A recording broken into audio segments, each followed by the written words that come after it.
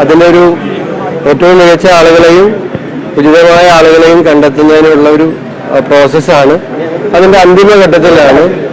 അത് ഈ അടുത്ത ദിവസങ്ങളിൽ തന്നെ, വരും ദിവസങ്ങളിൽ തന്നെ സംഗീതനാടക അക്കാദമിക്കും, തൃശ്ശൂരെ കാര്യം പറയുകയാണെങ്കിൽ സാഹിത്യ അക്കാദമിക്കും, ലളിതകല അക്കാദമിക്കും, അതുപോലെ ഫോക്ലോർ അക്കാദമിക്കും, ചലച്ചിത്ര അക്കാദമിക്കും, ചലച്ചിത്ര വികസന കോർപ്പറേഷനും അങ്ങനെയുള്ള സാംസ്കാരിക സ്ഥാപനങ്ങൾക്ക് അതിൻ്റെ അധ്യക്ഷന്മാർ, സെക്രട്ടറിമാർ, ഭരണസമിതി ഒക്കെ വരും. ഇത് വലിയ ഒരുപാട് സ്ഥാപനങ്ങളുണ്ട്.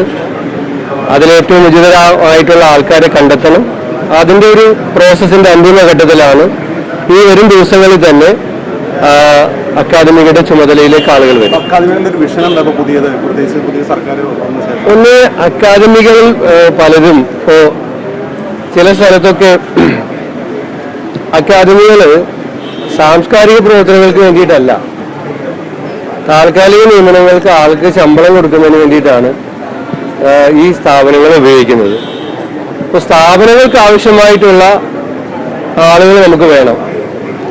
ആളുകൾക്ക് ആവശ്യമായിട്ടുള്ള സ്ഥാപനങ്ങളുടെ കാര്യമില്ല. നമുക്ക് കുറേ കാര്യങ്ങൾ സമയബന്ധിതമായി തീർക്കേണ്ടതായിട്ടുണ്ട്. ഇപ്പോൾ ഇറ്റ്ഫോക്ക് നടക്കണം, ജനുവരിയിൽ അവസാനം അല്ലെങ്കിൽ ഫെബ്രുവരി ആദ്യം നടക്കണം. ഞാൻ ചില വാർത്തകൾ എൻ്റെ മാധ്യമപ്രവർത്തകർ നമ്മുടെ ശ്രദ്ധയിൽ കൊണ്ടുവരുന്നതാണ്. ഞാൻ എൻ്റെ ശ്രദ്ധയിലും പെട്ടിരുന്നു. ഒരു അനിശ്ചിതത്വം അക്കാര്യത്തിലില്ല. ഇറ്റ്ഫോക്ക് തീരുമാനിച്ച സമയത്ത് തന്നെ ആ ഇറ്റ്ഫോക്ക് നടത്താനുള്ള പ്രാഥമിക പ്രവർത്തനങ്ങളുടെ കാര്യം ഞാൻ അക്കാദമിയിൽ പോകുന്നുണ്ട്, ആദ്യം നിങ്ങളോട് പറയുകയാണ്. എന്ന് മാത്രമല്ല, പണം അനുവദിക്കുന്നതുമായി ബന്ധപ്പെട്ട സാങ്കേതികത്വമാണ് ഇറ്റ്ഫോക്കിനെ എപ്പോഴും പ്രതിസന്ധിയിലേക്ക് കൊണ്ടുപോയിട്ടുള്ളത്. സർക്കാരിന് സാമ്പത്തിക സഹായം ഉണ്ടാകുമോ ഇല്ലയോ? ഞാൻ ഒരു കാര്യം ആദ്യമായിട്ട് പറയാൻ ആഗ്രഹിക്കുകയാണ്. ചലച്ചിത്ര മേളയ്ക്ക് എപ്പോഴും ഒരു തുക സർക്കാർ സ്ഥിരമായി നൽകാറുണ്ട്. ഇറ്റ്ഫോക്കിന് ഓരോ വർഷവും സർക്കാരിൻ്റെ ഉത്തരവ് കാത്തിരിക്കുകയാണ്. അത് അടുത്ത ബഡ്ജറ്റ് മുതൽ ഒഴിവാക്കാൻ ശ്രമിക്കുകയാണ്. ഈ വർഷം ഇറ്റ്ഫോക്കിൻ്റെ നടത്തിപ്പിനായിട്ട് 2 കോടി രൂപ സാംസ്കാരിക വകുപ്പിൽ നിന്നും അനുവദിക്കുന്നതായിരിക്കും എന്നുള്ള കാര്യം ആദ്യമായിട്ട് അറിയിക്കുകയാണ്. അതെങ്ങനെയാണ് ഇപ്പോൾ പറയുന്നത് വെച്ച് കഴിഞ്ഞാൽ, ഇതുമായി ബന്ധപ്പെട്ട് ഒരു അനിശ്ചിതത്വത്തിൻ്റെയും കാര്യം ഇനിയില്ല. ഇറ്റ്ഫോക്ക് വളരെ നല്ല നിലയിൽ തന്നെ നടത്താം എന്നാണ് ആഗ്രഹിക്കുന്നത്.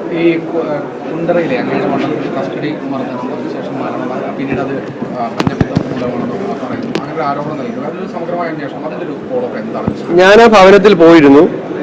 അദ്ദേഹത്തിൻ്റെ പിതാവിനായിട്ട് സംസാരിച്ചിരുന്നു, ബന്ധുക്കളുമായിട്ട് സംസാരിച്ചിരുന്നു. അത് സംബന്ധിച്ച് ഒരു പോലീസുകാരനെതിരെ നടപടി ഇന്നലെ ഉണ്ടായിട്ടുണ്ട്, സസ്പെൻഷൻ. ഒരാൾക്കെതിരെ കൂടി ആക്ഷേപം കുടുംബം ഉന്നയിച്ചിട്ടുണ്ട്. ക്രൈംബ്രാഞ്ചിൻ്റെ ജില്ലാ യൂണിറ്റാണത് ഇപ്പോൾ അന്വേഷിക്കുന്നത്.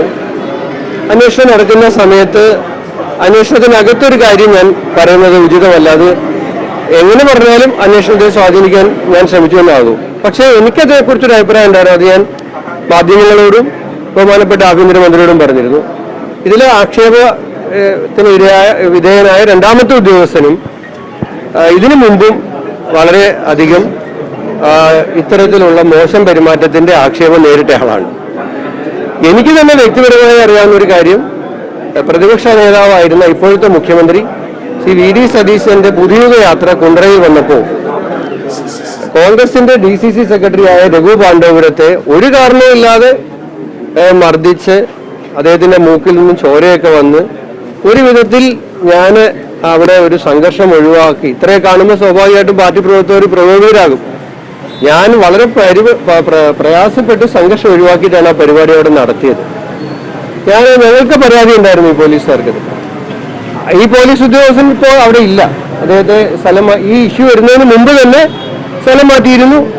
മറ്റു രൂപത്തിൽ സ്വാഭാവിക നടപടിയുടെ ഭാഗമായിട്ട് മാറിയിരുന്നു. പക്ഷേ ഇയാൾക്കെതിരെ ഈ ഒരു പരാതി ഞങ്ങൾക്കുണ്ടായിരുന്നു. ഉത്സവപ്പറമ്പിൽ നിന്നും കസ്റ്റഡിയിലെടുത്ത ചില ആളുകൾക്ക് നേരെ മോശം പെരുമാറ്റം ഉണ്ടായിരുന്ന നിലയിൽ മറ്റൊരു പരാതി ഉണ്ടായിരുന്നു.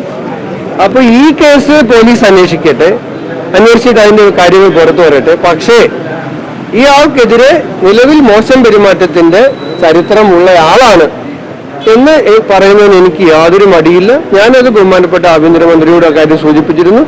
അദ്ദേഹം പറഞ്ഞു, ഇപ്പോൾ കസ്റ്റഡി എടുത്തതുമായി ബന്ധപ്പെട്ട നടപടിക്രമങ്ങളുടെ ലംഘനത്തിന്റെ പേരിൽ ഒരാൾക്കെതിരെ ആഭ്യന്തര വകുപ്പ് നടപടിയെടുത്തിട്ടുണ്ട്.